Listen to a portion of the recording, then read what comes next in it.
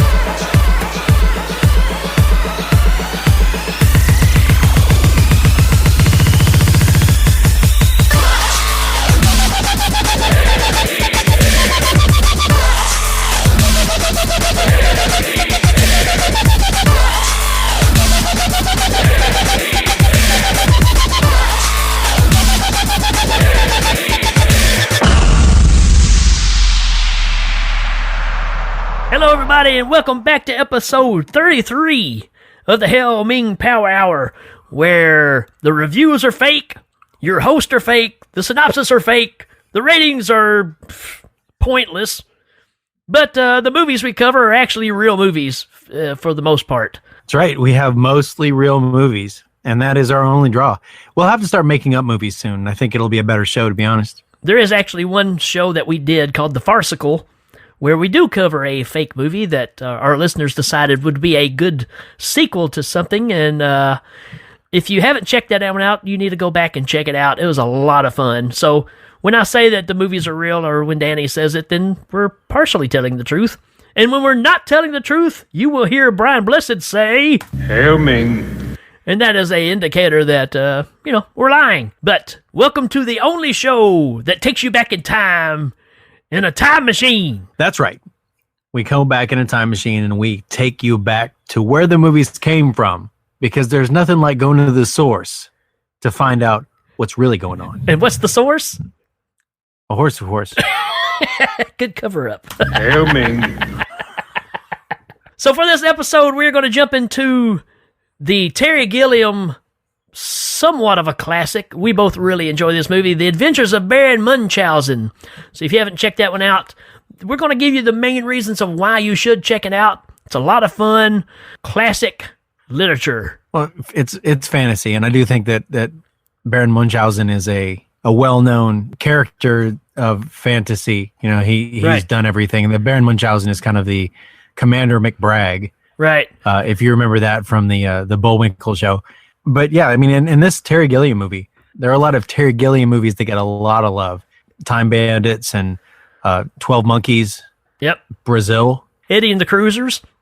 Eddie and the Cruisers is probably his quintessential. You know, people associate that with him the most. The Bad News Bears Go to Japan. That's another popular one that he did. The Bad News Baron Munchausen was an unknown sequel to this one, where, you know, he takes up baseball and he bats he becomes giant and he bats the worlds around, and it just nobody liked it. The budget, not me. The budget wasn't there, you know.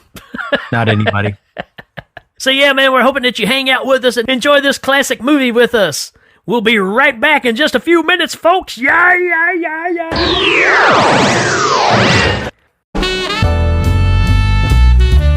The Hail Ming Power Hour is brought to you by Buffalo Bill's Moisturizer. It puts the lotion on its skin, or else it gets the hose again. And loyal subjects of Mongo, like you.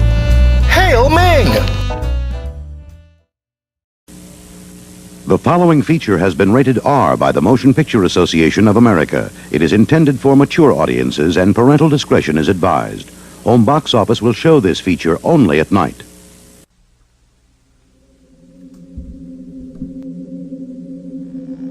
Mayday. Anyone hear me? Over. This is U.S. Station 31. You read me? Found something in the ice.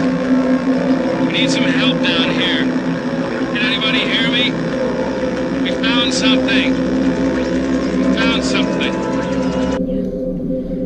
4 people have just discovered something. Twinkle, twinkle, little star. For 100,000 years, it was buried in the snow and ice. How I wonder what you are. Now it has found a place to live. Up above the world so high. Inside, where no one could hear it, or see it, or feel it. Like a diamond in the sky. It is alone. When the blazing sun is gone, when the nothing shines upon, It is scared. then you show your little light. Twinkle, twinkle all the night. And it is hungry. Then the traveler in the dark thanks you for your little spark. What do you think it is? Willie. Willie, what is it? I don't know. Brian's right. It's an ALF. What? An ALF. An ALF. That's short for alien life form. I know I'm human. Some of you are still human. This thing doesn't want to show itself. It wants to hide inside an imitation. This is incredible. Truly amazing. We've got to get rid of it. Absolutely. We don't know anything about it. It could be dangerous. It could be diseased. It could be hostile. In space, no one can hear you scream. When the blazing sun is gone, when the nothing shines upon. Oh, can I make a suggestion? 8 meters. 7. 6. Can't be, that's inside the room. It's reading right, man. Look. Well, you're not reading it right. 5 meters, man. 4. What the hell? Well, if it's not too much trouble, how about fixing my spaceship? But it's not in space anymore.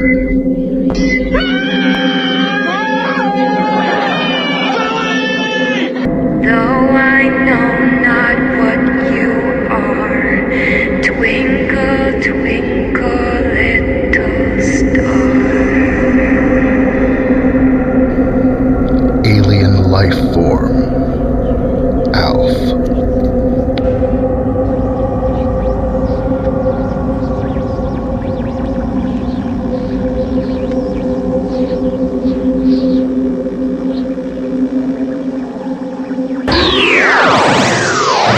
And we're back. And we're back.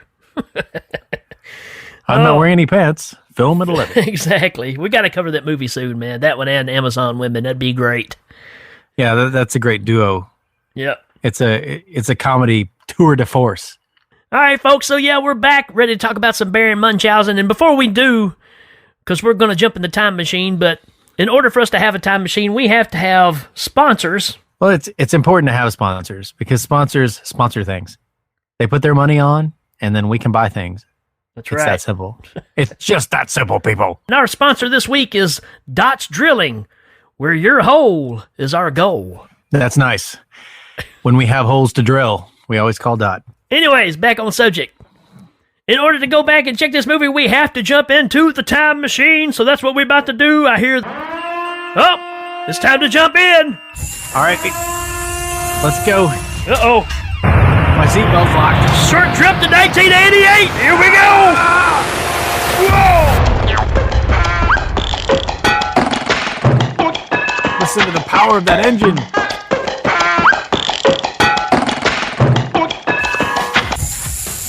That's got to be a Hemi. You think it's a Hemi? Yes. 88, man. Straight out of high school. Yeah. Let's see, in 1988, I was at junior high. It doesn't matter. Yes. Look at the 80s. That's right. It's fantastic. Everything's neon signs and white jackets. Zebra print flyaway stuff. hair. Yes. Fantastic. Bullies who know karate. Yes. And bullied people who know karate a little bit better. Right. And table lifts. All right. So to get into this movie, we need a synopsis. And this is kind of a special one, man, because this guy was a big recording artist in the day, and he re-recorded this one just for the show, and it's out on Ralph Mouth Records. That's where you can find it. Music you can taste. So, folks, here is Mouth Records. That's fantastic. Come taste the music. And here's the classic songwriter, guitar master, Steve Miller.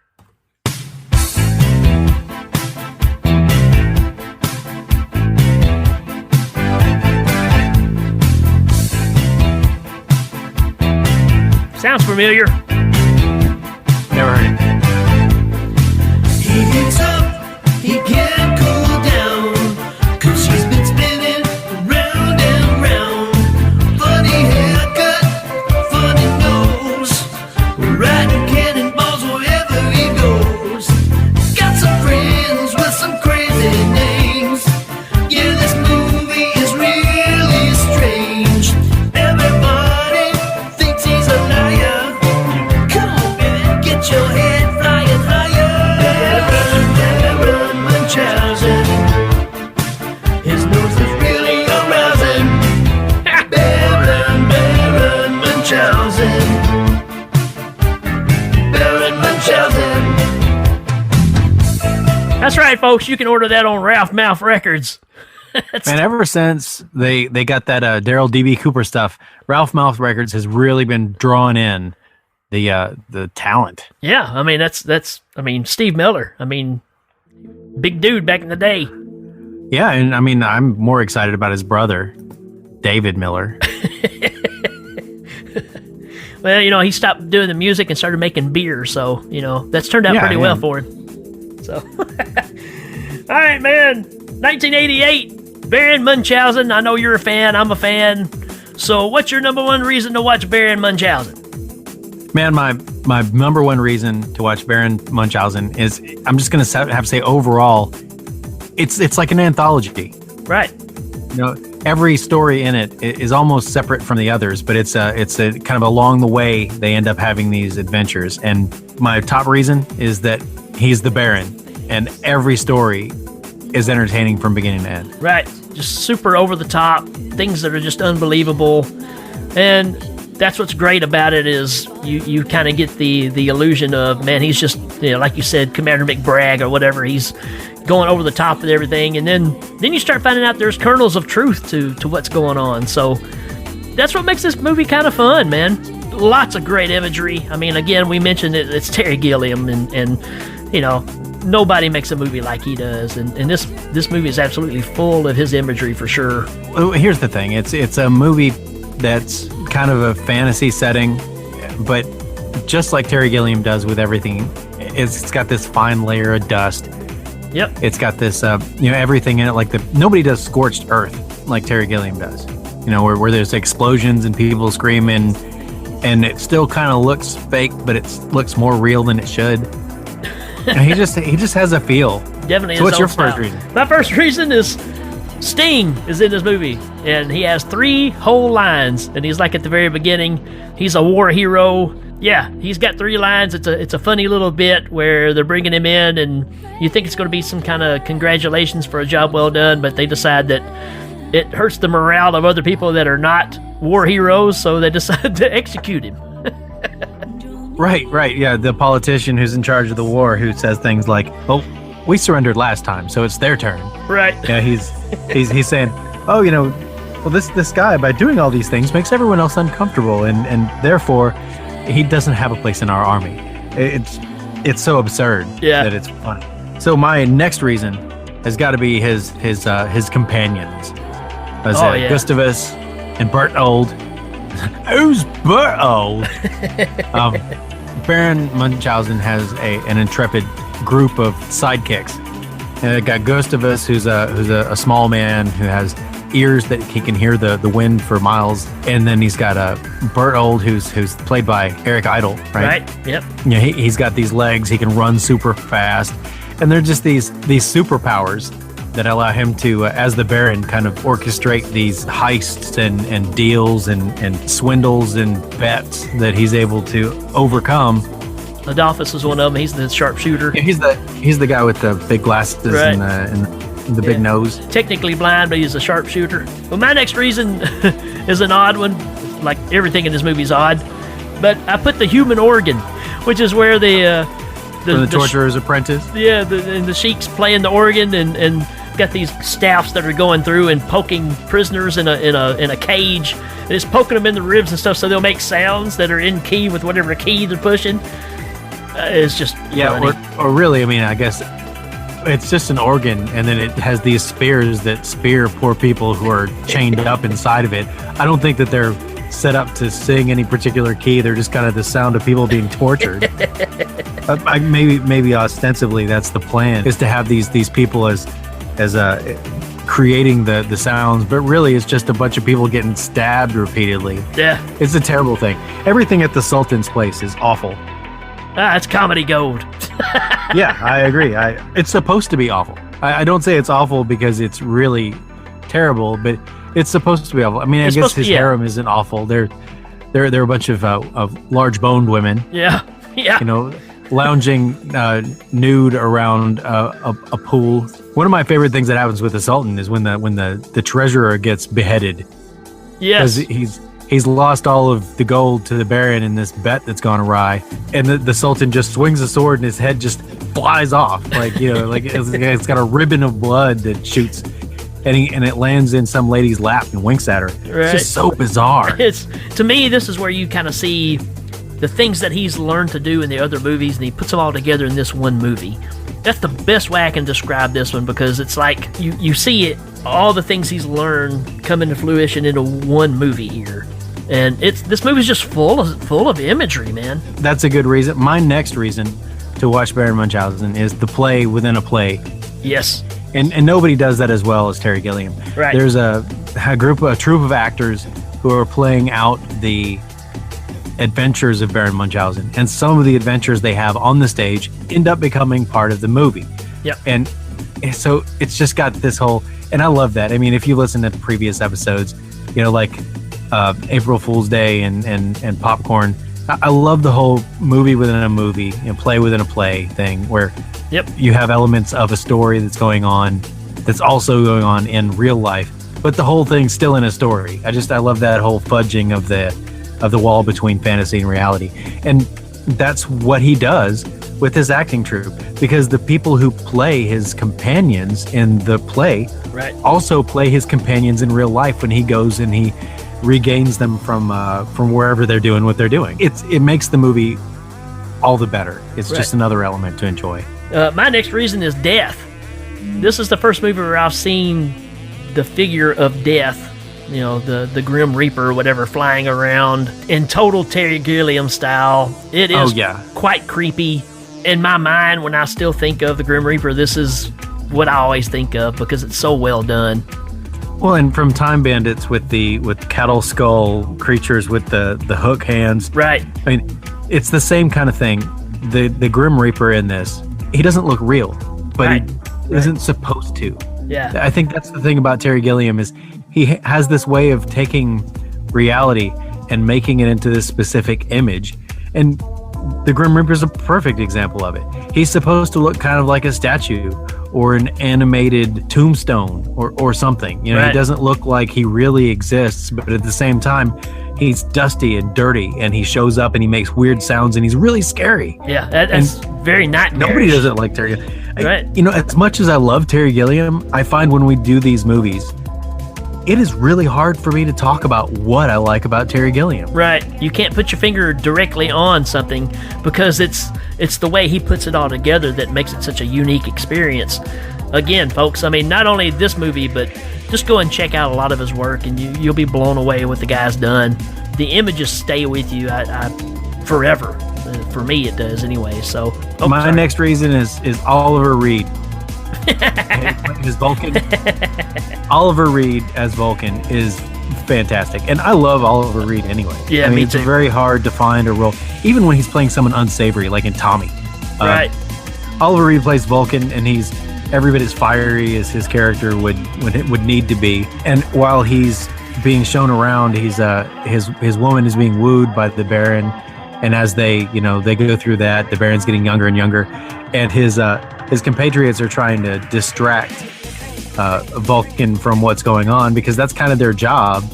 And the little girl that's picked up from the acting troupe, again, if you're listening at home, you haven't seen the movie, in a nutshell, there's a town under siege by the Sultan's forces. There's a group of actors in the town who are doing the plays of Baron Munchausen. The real Baron Munchausen storms in and says, well, this town's under attack because of me. And in order to save the town, he convinces them to let him have a crack at fixing what he messed up with this bet with the Sultan, where he stole all of his wealth. Yep. And so he goes on these adventures in order to try and right this wrong. And the daughter of the acting crew is with them. She goes with him to kind of to keep him on course. And so she finds out that instead of doing what he's supposed to be doing and solving this problem, he's wooing Aphrodite. and she knows that if she lets Vulcan know about it, then that's going to end real quick.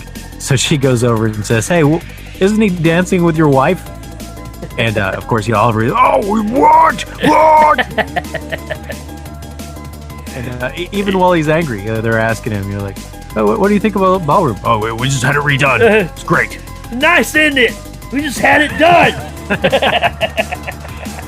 Oliver Reed's fantastic, whatever he is, and he's no different in this. Yeah, it's fantastic. I love the part where they try to get him out of the ballroom because he's getting so angry, and they take him in the other room and they start dancing, and he starts trying to dance with them. And he's just kind of hunching down, and it's very, very funny. I mean, they're trying their best to get his mind off the fact that Baron's in there dancing with his wife, absolutely wooing her, which is Uma Thurman. Yes, as Aphrodite. She comes in on a half shell too. Yeah, just like the again, painting. Yeah. I don't know. I think the play between the two of them is very similar to the play between Catherine Hellman and the ogre in Time Bandits. At the end where he's throwing them all out, like physically throwing them all out of his place, and he turns to her and he's mad. And she's like, oh. And you see that his fiery temper is something that really does attract her, and that's why they're together. But every once in a while, she's got to make him jealous, and that's what the Baron was doing. All right, the next thing I got, man, is the Baron riding cannonballs. I love the whole scene where he's just latching onto a cannonball. The forces are out there fighting each other, and he's just going from side to side, grabbing cannonballs and riding along. It's just crazy. When he has to change direction, he grabs another. Grabs another cannonball. Yeah, it's just he's pretty dang cool, man. So again, that's kind of example of the things that he's telling stories about doing this, and of course, in this horrible war-torn city, everybody's like, yeah, that's ridiculous. Nobody can do that because they're very rooted in reality, but he's not. And because he's not rooted in reality, he can do all these things, and all these stories are real to him. And it makes you as the viewer wonder, is this all in his head? Is it all in my head by this point? Yeah. The Baron riding cannonballs is fantastic. The next thing I have is the Baron jumping out of that high tower on his horse. Yes. Yeah. The Sultan, he rides the horse, and then it jumps down and lands in the courtyard where his guys are all playing dice or taking a nap. Or he says, when's Berthold coming back? Right. And Berthold is gone to get wine from a faraway land, and he's stopped to take a nap because he was well ahead of schedule. And it isn't until he says, well, there's a bet. That his guys are, a bet! They all jump in, into action. They throw the sharpshooter up on the thing, and he sees Berthold asleep under a tree, and Gustavus uses his ear to get the wind speed, and then shoots it so that an apple will land on Berthold and wake him up. It's also ridiculous, but it's so much fun. Yep. Talking about the horse as well. What about during the big fight scene at the end when the horse is like a statue and it's just spinning around, just like Death in Time Bandits, when it's you can tell it's just a statue, but it's spinning around and just taking out all the bad guys. Oh yeah, the whole attack in the end is a lot like the showdown with Evil at the end of Time Bandits. Yeah. I mean, and it's so strange. And they're swinging that ship around. Do they have a ship too? And they're swinging around by the anchor. Yeah. The strong guy just grabs it by the anchors and starts swinging it around, and just launches it. And it's just some crazy, outlandish stuff. Coming up with specific reasons to watch the movie because. Right. It's the whole package, it's the imagery, it's the characters.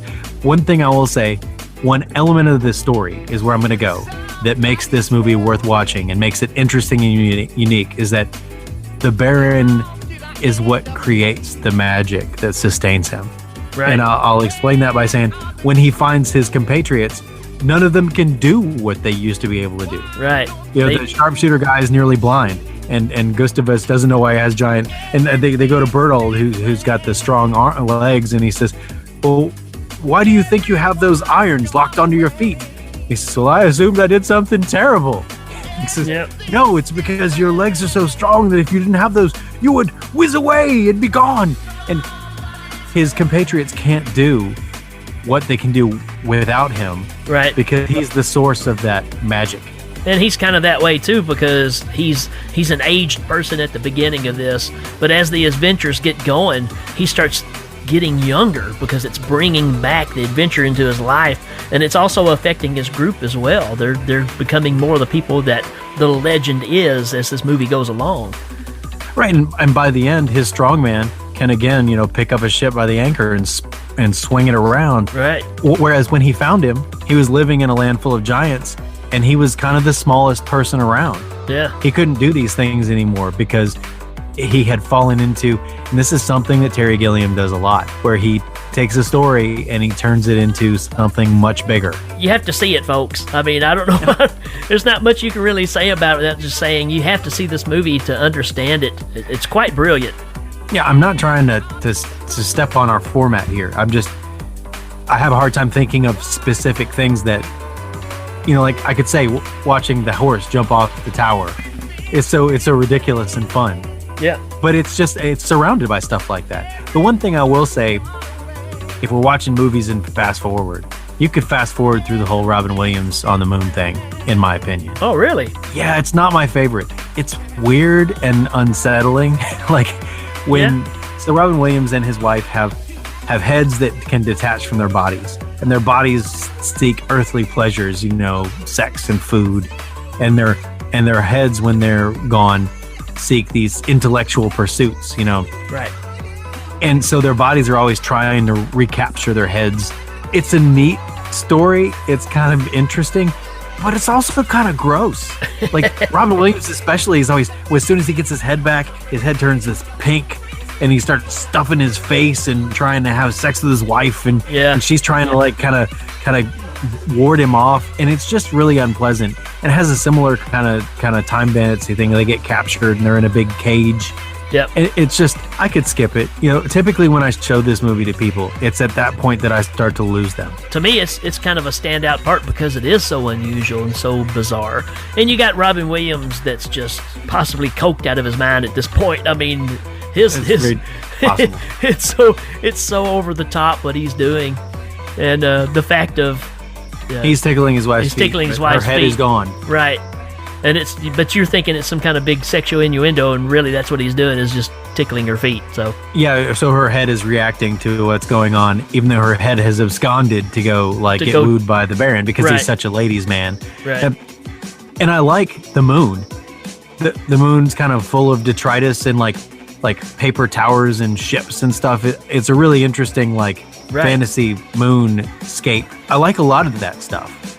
But it's just, I think my experience when I go to show this movie to people, when we get to that moon part, especially as gross as Robin Williams is being, they have a tendency to turn off. Wow. And then it's hard to get them back. It's hard to get them back. I like the part where the ship comes up to the moon and, of course, it's sailing on the water, and you get that transition of it turning into sand. That whole scene is just an incredible piece of work, man. I mean, there's so much imagery in this movie, man. It just stands out to me. We can't forget the Cyclops either. All the Cyclops that work for Oliver Reed, even though they're not really Cyclops, they just wear goggles that make them look like they're Cyclops. Yeah, that's, and I guess that's a Greek mythology nod. You know that Cyclops worked for Vulcan. Yeah, I don't know it, but they're just dude in like hazmat suits with little goggles. Well, and again, who does that kind of scene better than Terry Gilliam? Right, like some kind of fiery furnace with a bunch of people working hard. It's just so. Again, we're gonna have to go to telling people to watch it. Yeah. But so as the story goes so far, you know, I'll have to say that another reason to watch it, when he escapes from the city in a hot air balloon made out of panties. Yeah, that's what I got. I got knicker balloon ship. He charms the knickers off of all the ladies so he can build a balloon so he can make his ship fly. It's very metaphorical, isn't it? I mean, he charms the pants off of them, and then they fly away to the moon. And you know, so again, you know, if you're catching a trend, the trend is you have a very real situation of a city under siege, and the solution is to somehow send this guy out to be some kind of a superhero by making a hot air balloon out of silk panties. And he even gives a little speech about it. He's like, as I look upon these silken sweet nothings from all the ladies, you know, he's wonderful. Yeah. And you know, the whole reason to watch it is him, but Well, you know, these adventures he get into. It's funny we haven't even mentioned that, but the main reason to watch this movie is the Baron. I mean, he's fantastic. His name is John Neville, and he's one of those British actors that you see crop up a lot. And you wouldn't recognize him from Baron Munchausen because he's got a big fake nose, and he's got a big powdered wig, and he's not a powdered wig, but it's some kind of hairstyle where they're curled at the bottom, and he's got this little curly Q braid. But yeah, John Neville shows up in a lot of places. I think he was in X-Files. Shows up in a ton of stuff, as well as Jonathan Pryce, who plays the mayor of the town, the guy who's like, well, we surrendered last time, so of course they'll surrender this time. Yeah, and he was in a lot in of stuff. Haunted Honeymoon. Yeah, one of the James Bond movies where he played the villain who typed with one hand. Yeah. Oh no, he types with one hand. Look out! I'm gonna make the news before it happens. Yeah. Actually, man, that's kind of happening today, isn't it? Anyway, I think that Mo is Die Another Day. It was the one with Michelle Yeoh in it. Right. Yo, Michelle. Yo, Michelle Yeoh. Ding dong. Ding dong, yo. All right, so the next thing I got is the giant fish. And that's where Bertle is, isn't it? Yeah, he's in the belly of the whale. That's where Adolphus is too. Both of them are in there. Well, you know, two birds, one stone in the belly of one whale. Got it. And that is on the stage too. He's in the guy playing Baron Munchausen's in a giant fish, and the mouth opens up and he says, "I find that a pinch of snuff sometimes solves the problem." And he throws the snuff and it sneezes him out the blowhole, right? And you know, they end up trapped in a big fish. It's that whole art imitating life, imitating art thing. Right. And again, the fish looks fake, but looks real, but looks fake. It's that same thing we were talking about of the imagery of Gilliam again. It's like the idea of a whale, and I think that's why he liked to put that stage play on that first, because it gives you levels of reality. Right. You have the stage play version where it's very obviously a big set piece, you know, and it even doesn't work right. You know, he's got to get his actors to pull the things to make the waves roll and stuff like that. And then later in the film, you've got him actually going into the belly of this fish, like in the story. Yep. And you know, even though the fish doesn't look all that real, it still looks more real than it did on the stage. Yeah. So it's okay, right? Yeah, just bizarre, man. Yeah, it's a great reason, and it's a great place to find your enemies. If I'm ever like trying to regain my A team of fantastical bet winners and superhumans, I'm going straight to the belly of a giant fish and seeing if two of them are there. Yeah. But we become off the belly of one. Surely this time is no escape. Yeah. And the three ladies that are in the stage play.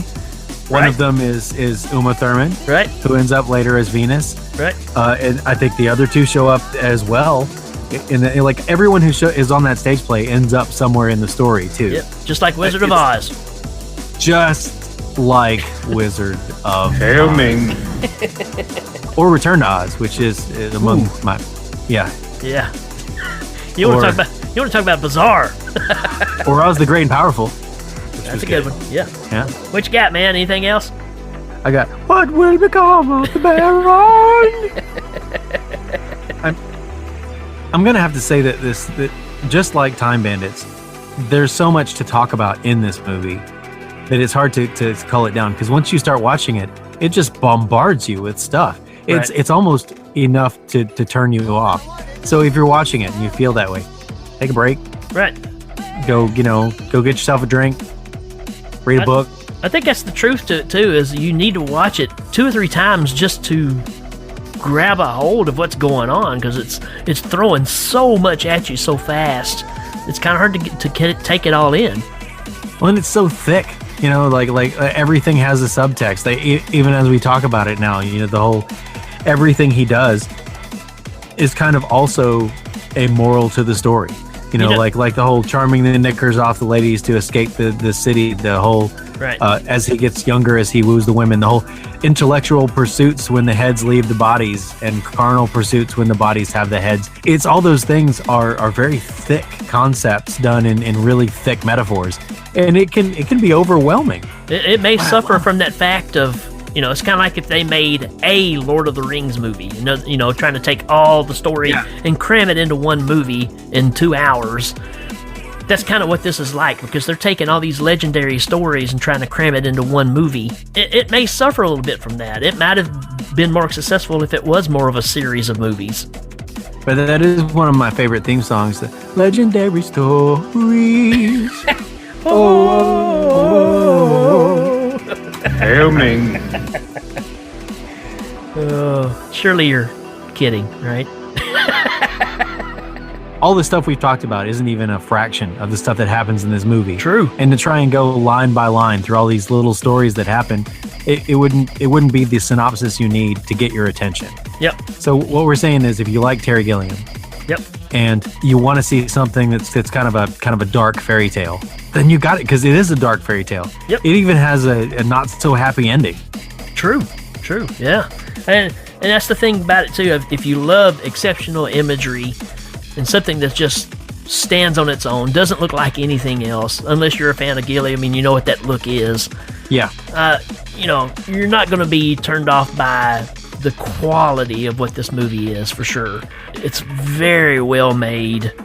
It's pompous. It's a little over the top, but then it's dark. It's comical. That's not fun. That we've underlined the fact that there's a lot of metaphor in this, and not to have a spoiler. I know that we don't do that, but this is a big one. He dies at the end of this. Yeah. Death catches up with him at the end of this. In a literal sense, death finally is able to catch him stopped, and he dies. And so it's kind of like all this talk of magic intermingling through this fairy tale story in and out, and he's able to, as one man, stop this war and save all these people in this city, because he's more than a man, because he represents all these ideals and all these the magic of these stories of the past. He dies at the end. And so is it trying to say eventually all this magic is going to die from the world, just like eventually he had to succumb to death? Or is it more, hey, if you forget about these stories of the past, if you forget about this fantasy, you're doomed to die. Right. It's so thick. Yeah. And it's so pretty. I love Terry Gilliam for that. Yeah. To me, even his other stuff, we say it's like Time Bandit stuff, but really this thing stands on its own. It's not really like anything. It makes me wonder, history behind it. It's not really what we do, so it's not really the type of research, because we could do that on every movie we do, but that's not what we're about. We're about trying to convince you to give it a shot. Right. And then if you get interested, but I'm sure that there's a story behind the Baron Munchausen idea and how it's kind of an intermingling of, whether people believe that there was once magic in the world, because that's the way it all plays out. I had one more reason to check out the movie, and that's Berthold trying to stop the bullet. I think that's great, man. It's so much fun. Him, and even running past it.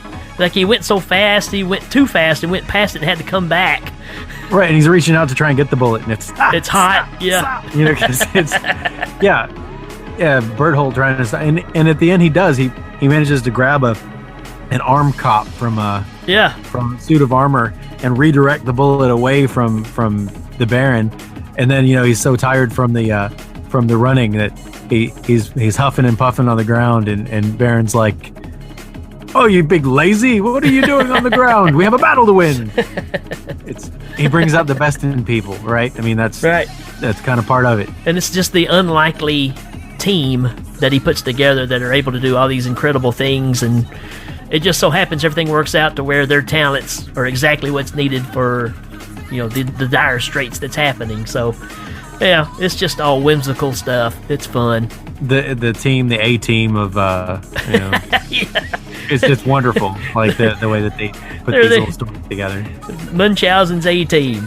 I pity the stool. I pity the stool. Hail Ming.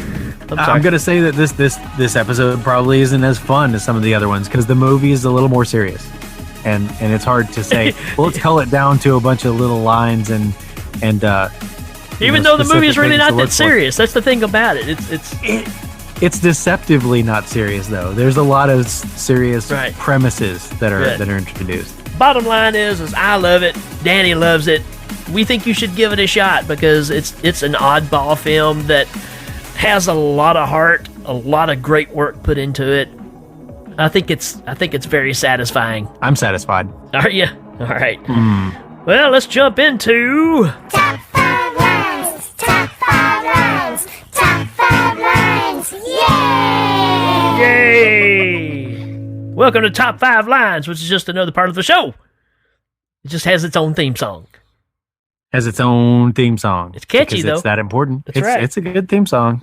All right, I'm going to start off with Berthold saying when they're trapped inside the belly of the fish, and he goes, "Is there a doctor in the fish?" That's a good one. I'm going to have to go with when the mayor of the town is talking about Sting in his short period there, and his heroism. He says, "This sort of behavior is demoralizing to the ordinary soldiers and citizens who are trying to lead normal, simple, unexceptional lives." And of course, then he orders him to be executed for his heroism in the field of combat.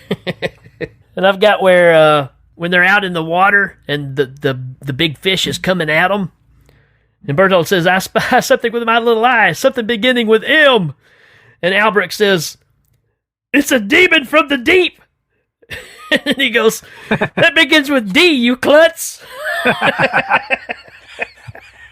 That's good stuff. I'm going to say that there's a line where the little girl's trying to get Baron to continue his foray, to keep the story going, and Baron looks at her and says, "Go away, I'm trying to die." Yeah, he's laying there trying to just give up the ghost.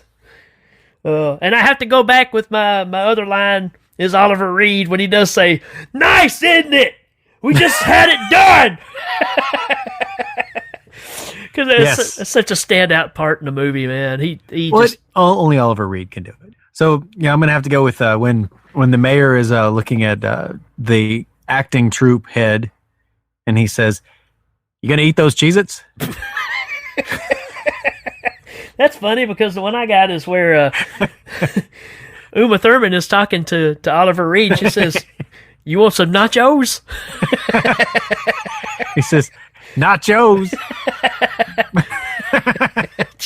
Hail Ming. Again, even in like looking at the top 5 lines, I'm thinking of the overall story because look, it's the child trying to tell him you can't die, you have to do this, and who's telling Sting that he shouldn't do any extraordinary heroism in the field because we just want to lead unextraordinary, ordinary lives, right?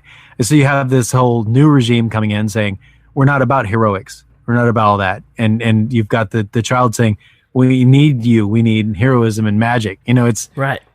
It's the whole story. The whole thing is just kind of underlining that point.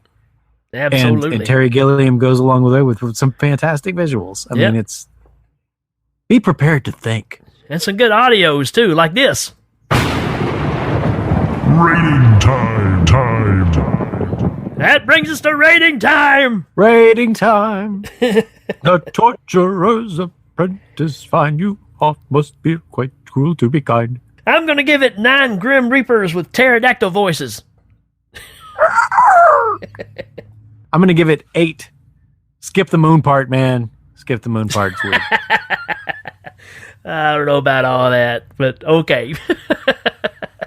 Well, then, all right. I'll give it 1 hot air balloon made of silken undergarments. Well, who doesn't want that? Maybe next time Who doesn't want that? When we add on to the time machine, maybe we can convince some ladies, to do that for us. Ladies, beautiful ladies, give me your panties for a hot air balloon. So, Brian Blessed, what do you think of The Adventures of Baron Munchausen? Oh, well, who wants to live forever? Die! He says take the dive. He thinks it's worth it. Oh, who wants to live forever? That's right. Don't miss your chances, folks. Who wants to live forever when love must die? All right. Wrong movie, but all right. All right. All right. We'll be right back, folks.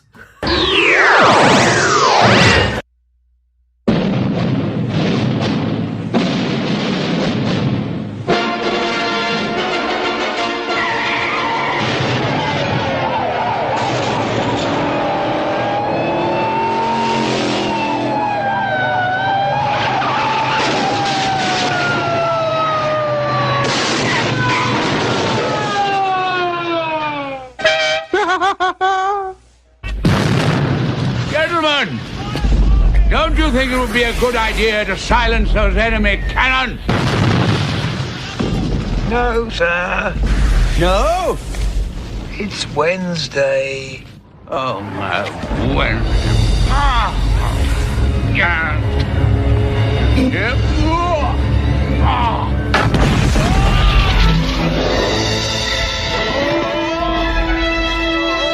Oi, what you make of that bit? Why, it looks like Baron Munchausen. What's he doing? He's flying on a cannonball. I can see he's flying on a cannonball. I mean, what's he doing? Well, you don't know why Baron Munchausen flies on cannonballs? What you talking about, mate? It all goes back to the Sultan. What do you mean? Cannonball, cannonball, cannonball. Not what you do, it's how you do. Centuries.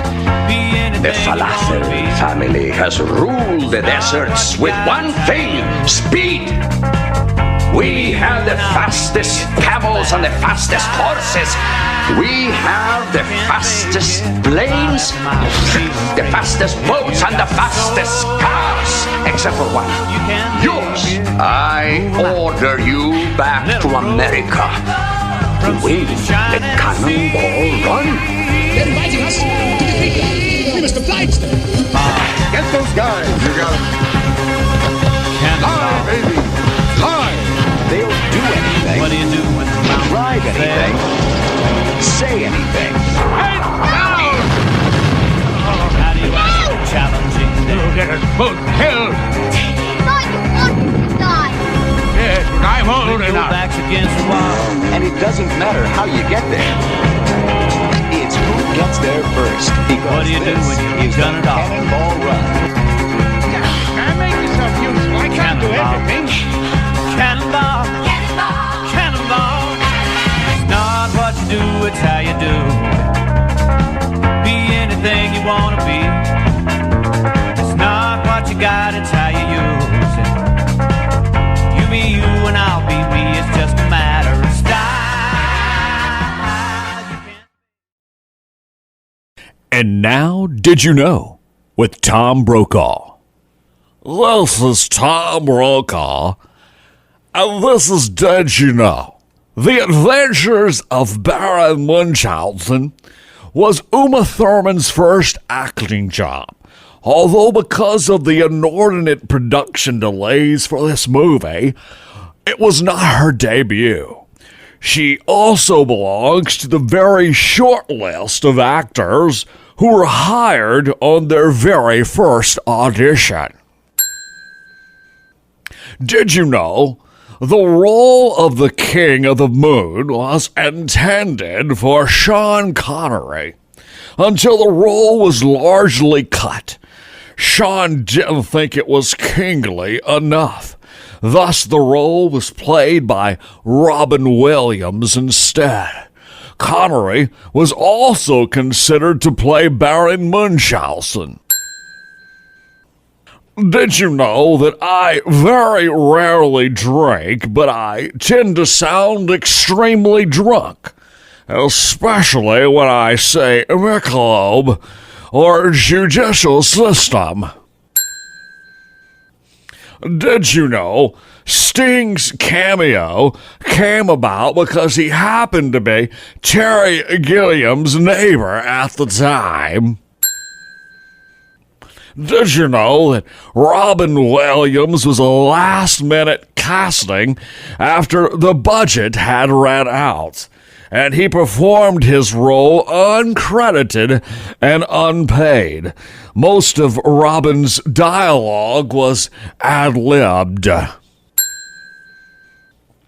Did you know that I have a constant case of the dry heaves? Did you know that The Adventures of Baron Munchausen was the first DVD ever to be released by Columbia Pictures in Europe?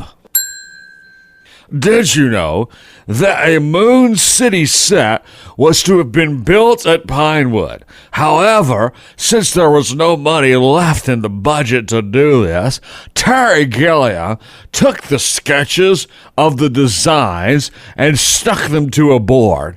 The 2D buildings were then moved forwards and backwards from left to right.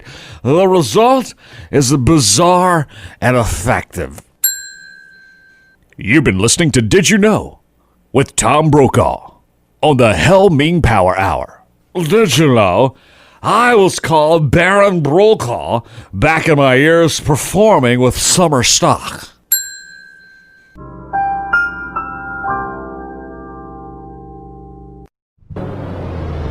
Hello and welcome to Moments in Munchistory, the only game show where you get Baron Munchausen's history lesson. So, welcome our contestants from Harvard Law School, William. Hi there. And from Cambridge, we have Martin in tonight. Cheerio. And from the Wisconsin Institute of Auto Mechanics, YI Auto, it's Zangief. How you doing? So let's play the game, shall we? Here are the rules.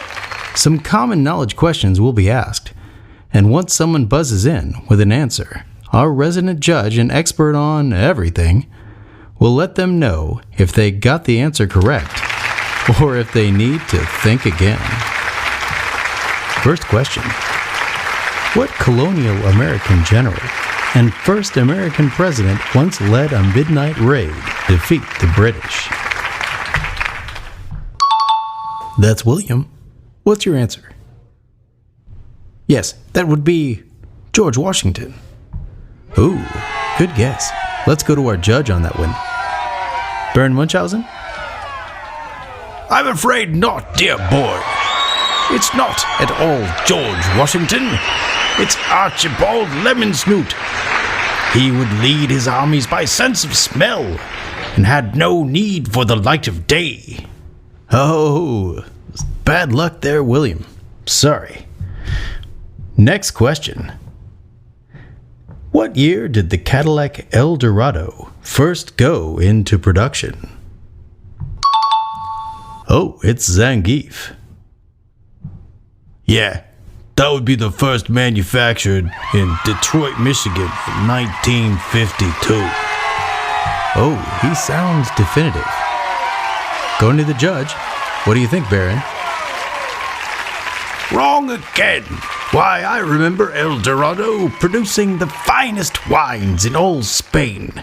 Because he was such a fine oarsman, they called him Cat of the Lake, or Cadillac. That's not even close.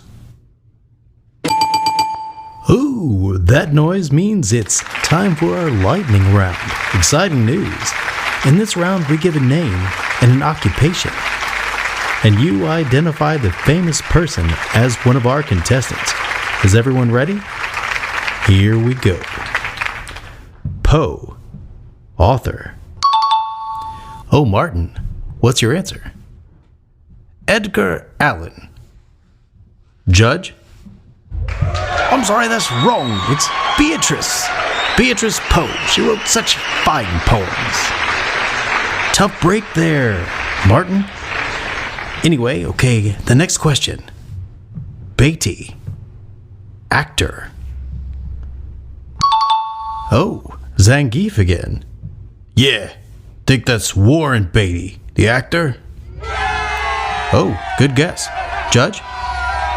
Wrong! You really know nothing, do you? Clive Warren, you dolt. I don't have to take that from you.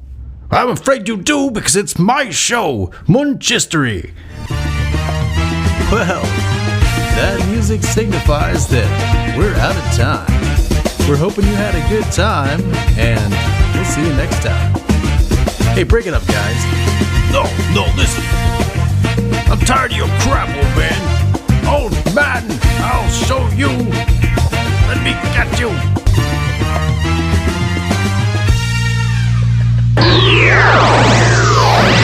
All right, everybody. That gets us to the end of this one as well. It's an interesting movie. I know this one probably hasn't been as fun and as rompous as we normally are because there's a seriousness to this movie that we both really like.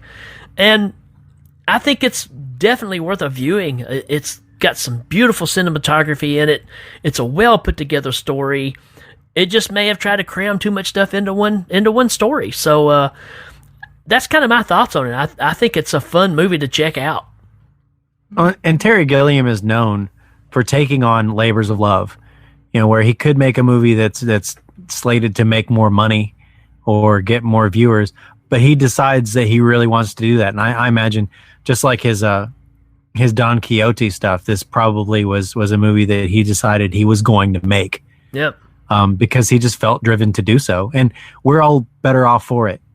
Because it's whether or not you decide you like it, I think if you chose to watch it, you couldn't deny that it's just a masterpiece. Right. And I think another part of it too is the time frame that it came out. It was probably too different for the time. I remember seeing it at a young age and having no idea what was going on, because the storytelling was just kind of all over the place.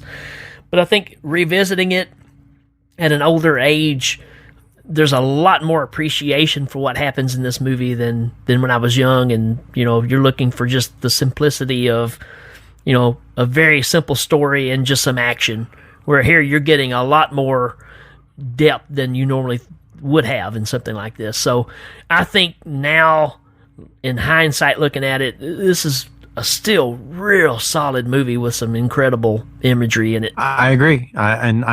I came to it a little later. I'm sure I didn't see it in the theater, but I can't deny that, the first time I watched it, I probably didn't know what I was seeing, but it's become one of my favorite movies.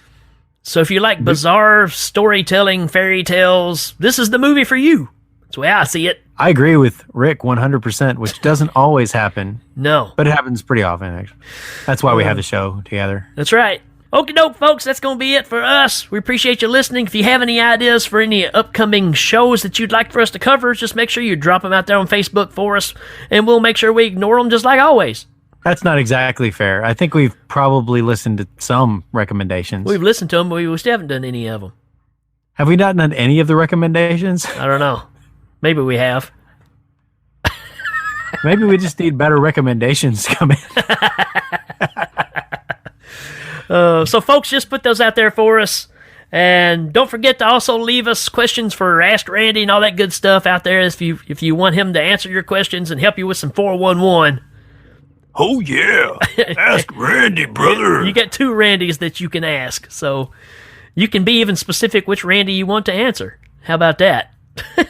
And how Randy do you want him to be? How Randy do you want him to be? Hail Ming. All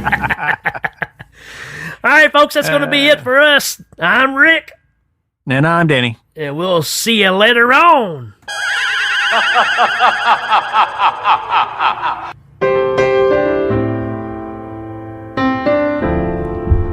We could all use a little magic in our lives. But what happens when it's time to get real? Do you ride that cannonball? Do you try and escape death? Do you race the devil? Or do you buckle down and do what you have to do to make it through everyday life? To meet your obligations for family and friends? We could all use that magic, whether it's real or not. And if someone brings it to us, then we need to value that person and never let them go. Because remember, magic is important, maybe just as important as responsibilities. Good night, everybody. And remember, actions speak louder than taglines.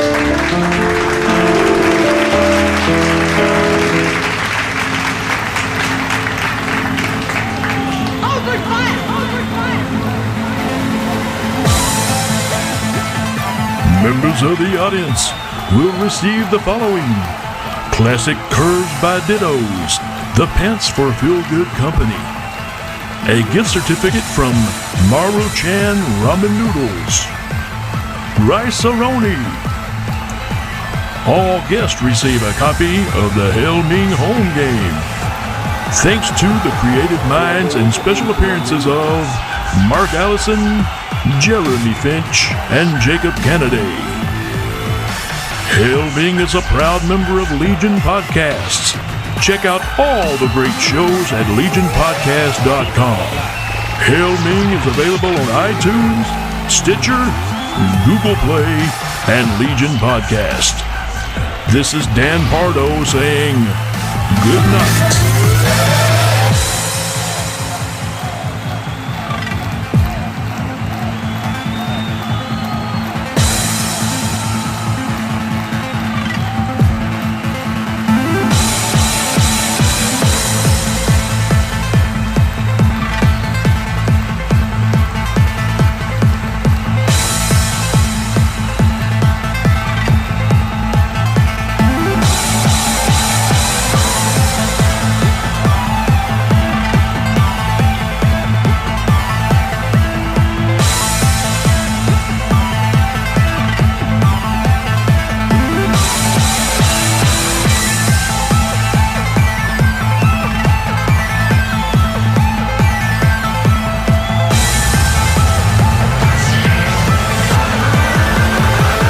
We are going to empty your memory.